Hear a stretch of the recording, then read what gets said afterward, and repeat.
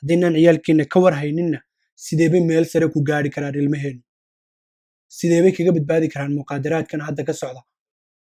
soo maha innagu inaynu dadaalkeeda la nimaadno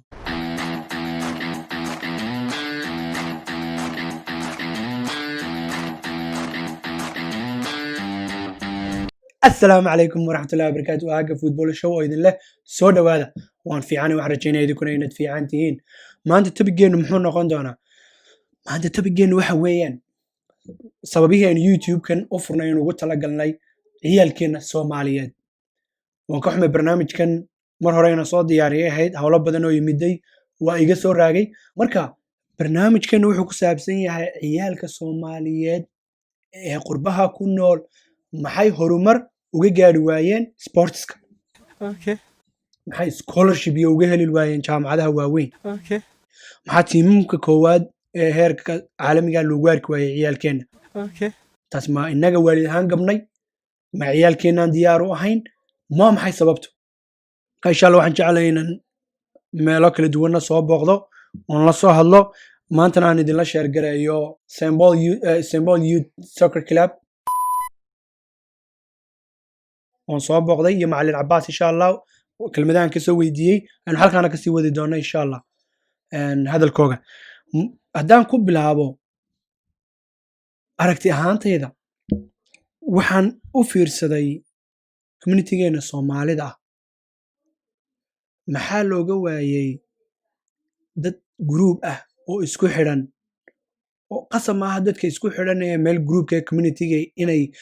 faa'iido helaan oo lacag sameeyaan oo nolol u noolaadaan muhiimadu waxa weeyaan qof kasta uu jecel yahay inuu wax sameeyo noloshiisa reerkiisa uu ka kifaaxo oo uu raahdo maanta reerkayga baan take gareynayaa qof magacaan samaystay baanay laakiin community ahaan miinaan u baahnayn inaynu dad isku xiran noqono war ilmaheenaas community maxaynu ugu tarnaa ilmaheenu xal ku maraya ma dawladina wax ka sugto waxa weeyaan in inagu shakhsiyan war adu yaatay aabahan baanay aabahay waa maxamed aabahan baanay aabahay waa idris aabahan baanay aabahay waa ali intaasoo aabbo ayaa isku yimiday war ilmaheeni maxaynu u sameynaa ilmaheeni xalku wax maraya because ilmahagu waa ilmahayga ilmaha maanta bila aabaha waa ilmahayga iyo kaloon marka ilmaha bila aabaha iyo ilmaha aabaha haysta iyo ilmaha bila hooyada wixii baynaynu mas'uuliyadeeda qaadno oo aynu raahno war ilmaheena qurbay joogaane qurbaha ilmaha la keeno oo dhan Afrikaanka kale waa kun horumaray ilmaheenu maxay u horumari waayeen ilmo kalaba dhanka soo tag Minnesota kaliya waa ilmo qurbaha oo Soomaalida dadka ugu badan baynay heer waxaynu maraynaa luuqadeena lagu soo daro meel kasta oo dawladda xafiis dawladeed wax uga baahan tahay marka haddii populationkeenu inta uu leeyahay badni waa ilmaheenu horumar sare u gaari laayihiin ilmaheenu way fiican haddii lagu dadaalo maxaynu u dadaali laanay marka asawaalid maxaynu sportiska ugu haysanaa inuu yahay wax aan ilmaheena meel gaarsiin karin marka waxaan jecelahay bal inaynu community ahaan isku nimaadno aynu wixii eegno qaabka aynu sameynayno aynu isla eegno ma iskuulaan jirin ma meelo Soomaalidu training ku siisaan jirin maxay tahay sababtu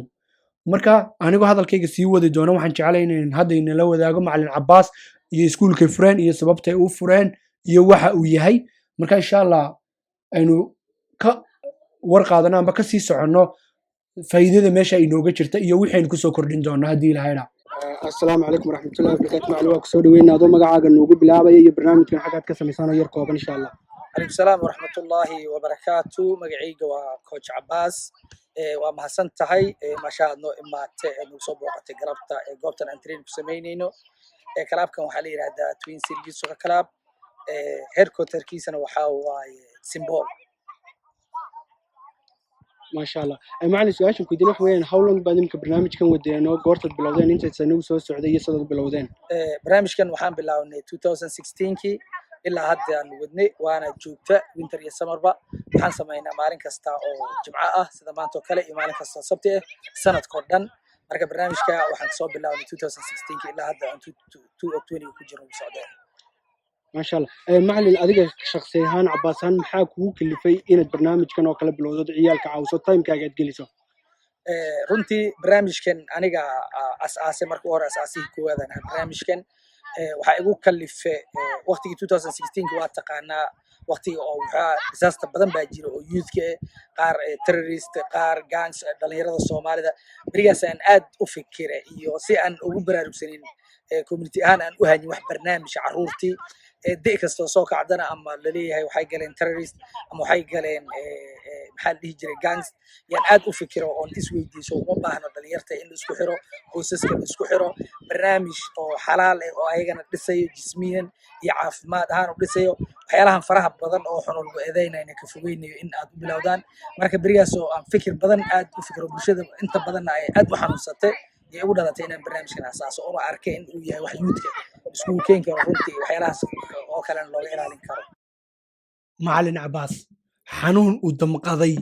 oo isaga damqday ayuu ku kalifay inuu barnaamijkan bilaabo ciyaalka isku keeno maxaa marka waalidkeena kale u diiday inay ka damqadaan maadaama uu isaguba walaalkeen damqaday inaguna ka damqano aynu dhahno waan ku garab istaagaynaayo halkan baynu samaynaynaa amba meelo kale wax laga furo amba ilmaheena la yidhaa war ilmahan maxaynu kusoo kordhinaayo halkaynu inaguna wax ka bilownaa because haddii ilmo badan meel la iskugu keeno oo waalidku isku xidhmo waalidku wada xidhiiraan waalidku wada hadlaan ilmuhu wada hadlo ilmahaaga saaxiibadii aad taqaano ilmahaagu ilmaha yara uu la socdo aad taqaano waad ogta ilmahaagi meeshu ku socdo amba argagixiso hadday cidi xidhiir la soo samayso amba drugs cidi hadday xidhiir la soo samayso wixii oo dhan ugama baqanaysid oo ilmahaagi waa taqaana meeshuu yahay marka walaalkeen si inuu isku xilqaamo uu uga fikirayo ilmihii Soomaaliyeed oo dhan maxay inaguna levelka uu gaarsiiyey level ugu sii dari weyno aynu odhan weyno macallinku hadduu ilmaheenni uu drugskii iyo argagixisadii doono inuu ka badbaadiyo inaguna sidee baynu ugu horumarinaa sportsko inay level sare ka gaadhaan oo scholarship ku helaan aynu u gaarsiinaa mane ayaan darahayn inaynu inagu ka aamusno markaa aynu noqono dad idhaahdoon macallinka intaa uu sameeyey waa ugu fiican uu mahadsan hadduu intaa sameeyey oo inaan inagu intaa u dhaafin macallinka hadalkiisaan sii dhegaysano maasha allah meewaan aragnaa siduu u horumaray alla kuu fududiyey su-aasheeda ugu dambaysa kulle mashquul baad macallin oo ciyaalka badan baa ku sugaya ayaa waxay tahay wax caawima oo wiilasheenii Soomaaliyeed ee kubadda banooniga hore u soo ciyaari jiray ka fadhiistay ama qaar ilaa hadda ciyaaray ee dhalinyarta waaweyna oo caawimo uga baahan tihiin oo isleedin weydii garab istaagi karaan ma jiraan ها runtii hadda naadiga naadi aad u weyn waa coachashan u baahannahay qof kasta oo Soomaali maanta bulshada wax tari karo aad baa loogu baahan yahay maanta ma looga baahan yahay malaha youthka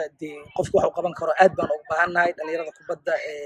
taqaano wax coach gareyn karaan fahmi kara barnaamijkan dulqaad u leh waan u baahan macallinkay maasha Allah intaas uu inala wadaagay waa in aan horta marka koowaad macallin Cabbaas ku hambalyeeynayo oon leeyahayna Ilaahay ka jisay siiyo sida uu inoo sheegay wuxuu u baahan yahay dad garab istaaga oo training la bixiya oo ciyaalka wax ku soo kordhiya because ciyaalku qof kasto ciyaal dhalay wuu og yahay inaanu ilmuhu easy ahayn in ilmo training la siiyo in ilmo lagu soo kordhiyo wax because maaha un trainingkii kubadda un ilmaha waxa kaloo la baraya waa adaab ilmaha waxa kaloo la baraya waa luuqadoodii marka muhiimadu waxa weeyaan in ilmaheena wax ku soo kordhino in la dadaalno oo macallinka garab istaagno insha Allah waxaan jecelahay barnaamijkan oo dheer inaan ka sii hadlo marka qaybta ku xigta la socda hadii Ilaahay yiraahdo wixii kamana wixii aad inagu soo kordhinaysaan cidii diyaar waa macallinka inay caawiso insha Allah waxaan jecelahay in nala soo xiriiraan waaga football show oo idin la is aragti dambe oo xiiso leh